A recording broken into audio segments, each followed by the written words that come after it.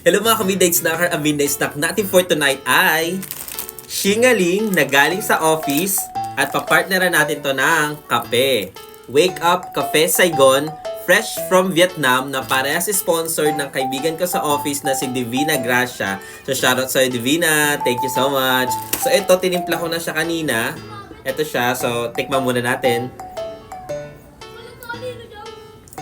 Sarap, malasa siya. Patirahin muna natin itong Shingaling.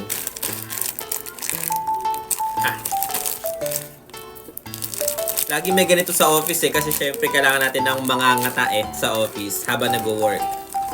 So tikman muna natin.